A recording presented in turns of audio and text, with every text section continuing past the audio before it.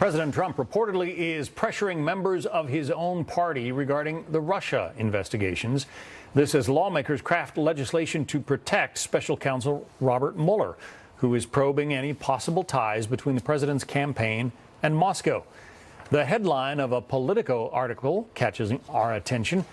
Trump clashed with multiple GOP senators over Russia. It said, the article goes on to say, quote, President Donald Trump privately vented his frustration over Russia-related matters with at least two other Republican senators this month, according to people familiar with the conversations, in addition to the president's public admonishments of Mitch McConnell, John McCain, and Jeff Flake. Joining us now, Isaac Wright, a former executive director for the pro-Clinton super PAC, Correct the Record. David Avella is the chairman of GOPAC. That's a national organization dedicated to educating and electing the next generation of Republican leaders. So, David, when you hear that a Republican president is apparently leaning on senators from his own party, what goes through your mind? The only investigation and conversations that matter is the one Robert Mueller is conducting and the interactions that go on between his legal team and Mueller's legal team, which media reports also state that Mueller is pleased with the cooperation they've gotten from President Trump and his legal team. And let me also add, as legal experts have noted, the longer this investigation goes on, the more people will start to see that there's nothing to these claims if indictments don't actually start happening or real evidence isn't shown that somehow Russia somehow impacted the U.S. elections. The investigation, Isaac, is underway, but so far nothing has come out of it. What do we read into that? Well, I think a lot has come out of it. Just this week, we found more emails of Trump's inner circle at the White House who, during the campaign, were talking about setting up meetings with Vladimir Putin. And let's remember, that's the second senior Trump person. There was a campaign official named George Papadopoulos that came out earlier that were trying to set up meetings with Vladimir Putin. His former campaign manager, Paul Manafort, is now in hot water for laundering up to $100 million of Russian money. I think a lot's been coming out of this. That's why the investigation needs to continue. It's why we cannot allow obstruction of justice by our president trying to pressure U.S. senators of his own party into interfering with the investigation, because we need the truth. Well, I guess there's nothing that says that what he's done so far, David, amounts to obstruction of justice. You know, he's pressuring senators, but there may not be any there. We don't know. He's had conversations with senators. There's nothing wrong in America with two people having a heated discussion and voicing their opinions.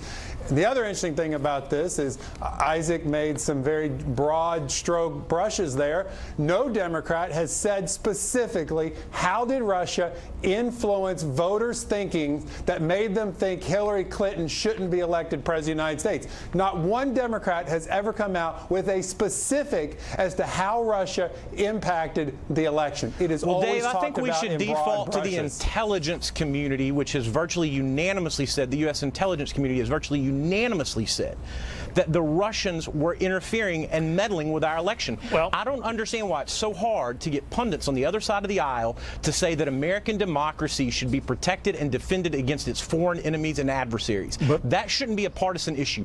We should all be able to agree on that. For that matter, we should all be worried about the fact that Jared Kushner still has a national security clearance 40 days after it became public. He scheduled a meeting in order to attempt to collude with the Russians, and then denied it and falsified, covering it up, leaving it off intentionally, leaving it off of his national security documents to get that clearance. But Isaac, the Russians have long sought to meddle in lots of elections, not only ours, and the sad fact is the United States has meddled in elections in the past.